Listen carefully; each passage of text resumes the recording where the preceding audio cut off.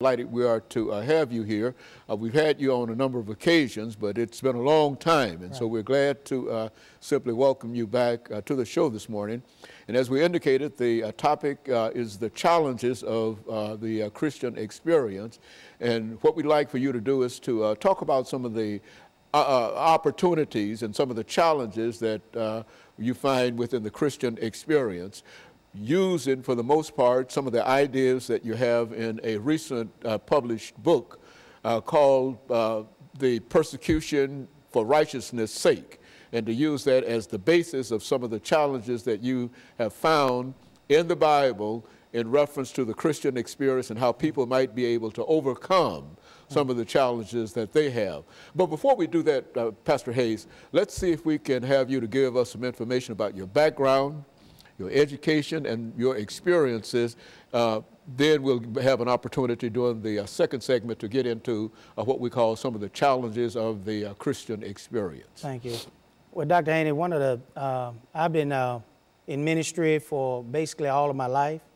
I started preaching at the age of 9 years old.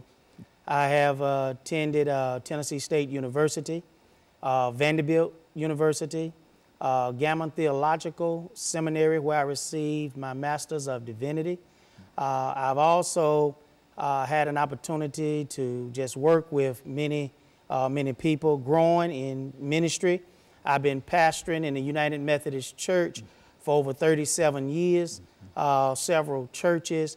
All of those churches have been growing and live churches, a lot of different situations. So it has certainly been interesting and an opportunity to do a lot of different things.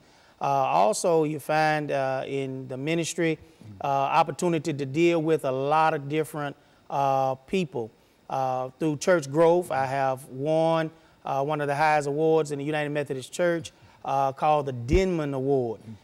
This is an evangelism award. So I also had that opportunity to win that award several years ago. We took a church from very few members to over 400 members in like a 3-year period. So that was also an exciting time of ministry. Just continue to grow, continue to learn, continue to work with people has been one of the things that I've enjoyed doing. And so certainly I'm thankful for that. I've also participated in many workshops, have led many workshops in the United Methodist Church and outside of the United Methodist Church. And so that have given me strength and courage to do the will of God for the ministry and trying to reach people and save them and bring them to church, and also to lead them to a life of being a Christian for the Lord. And so you've been involved in ministerial work one way or the other, practically, as a matter of fact, I think you said practically all of your life, in a real sense, after having started preaching at the age of 9. Right. Certainly you've been involved literally all of your life dealing with the Word of God, one way or the other. And as I indicated earlier, there are some of the challenges that I'm sure that during the many years that you've been involved with this ministry, there are some of the challenges that you've been able to pull out in terms of being able to deliver to our audience this morning, some of the challenges and how the Christian experience has been able to help people overcome some of those challenges. Correct. What would you say, looking at your ministry, one of the things that you've had to deal with more than any other real item, and what we're suggesting here, because we've got a minute in this segment, to simply think in terms of a single item that you think that, that you've had to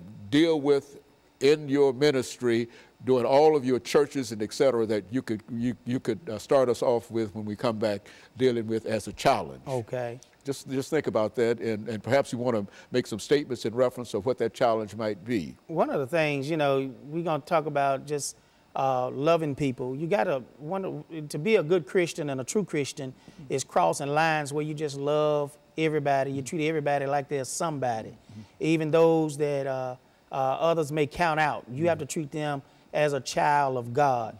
And you have to show yourself as a Christian and give yourself Christian love. Very good. And so one of the great challenges that you'll talk about after our first commercial break will be what? The ability to be able to love one another. Is that it? And we'll be back with our audience following this very, very short commercial break.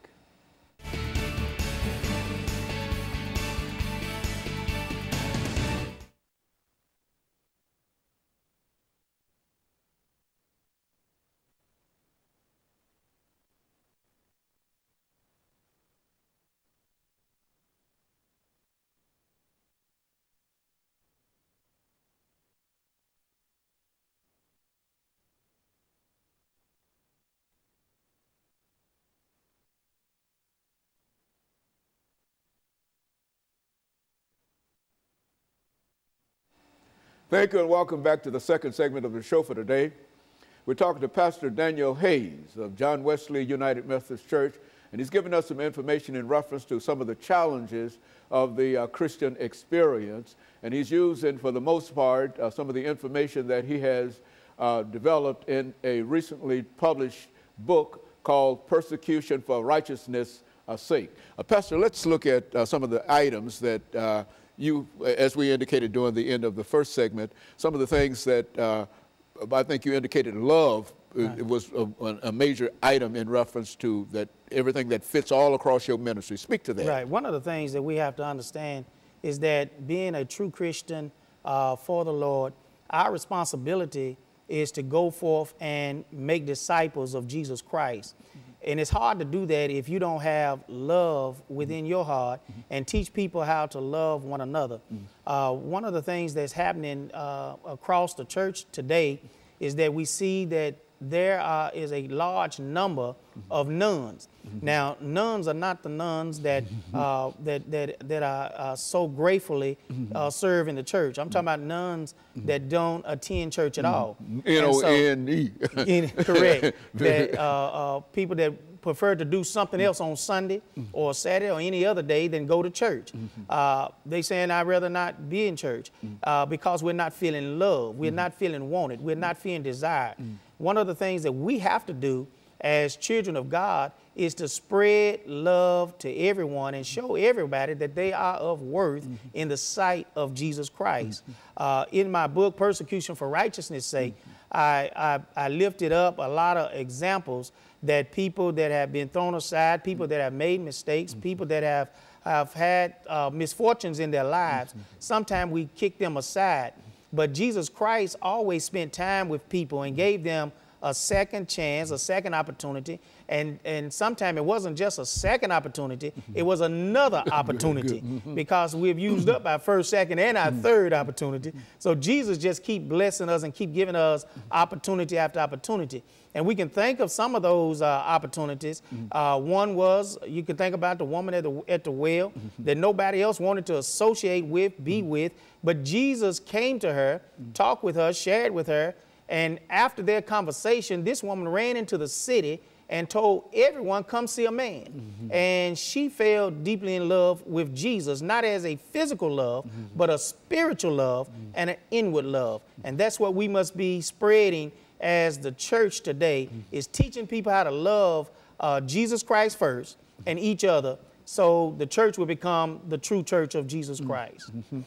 And so that makes a great element. Continue on. One of the other things that we have to do is that one of the major things that Jesus Christ have always done for us, he has always looked beyond our faults and see our needs. And in the book of Persecution for Righteousness' Sake, what I've tried to do is make it an inspirational book. So people who have fallen down, Jesus let us know we can get up.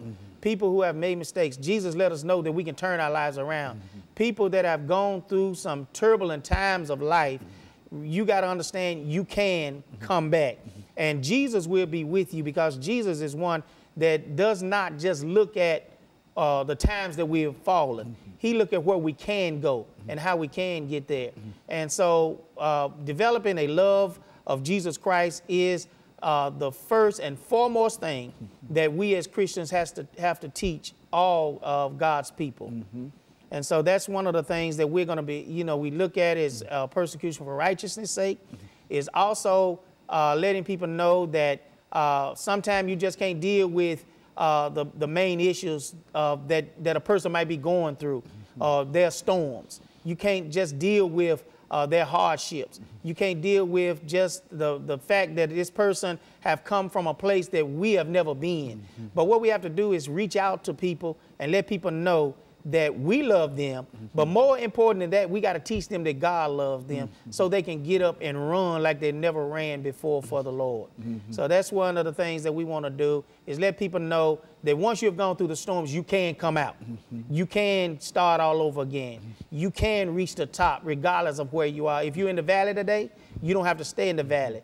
If you on a stormy sea of life, guess what? That stormy sea can also pass by. and you will find yourself sailing on blue waters and on clear waters. And that's what God desires for us. So what we have to do is unite together and show people that God is a God of love, and we got to be stewards of love. We got to let everybody know, if we are claiming that we love Jesus Christ with all of our heart, our soul, and our mind, we got to show other folk that we love them and not be afraid to love folk. I used to have a saying when a person would join church, one of the things that I ask of you is that you love us, but more important, you be reminded over and over again that we love you, and we are not afraid to love you. One of the things I find out in church today, everybody's afraid to love each other. And so if we're going to be true Christians of God, we have to step out on faith and just love each other. And that's what you mean when you say step out on faith, that you might have to love somebody who might not love you at that particular moment, but by your love, they might respond differently. Is that what we're saying? Correct.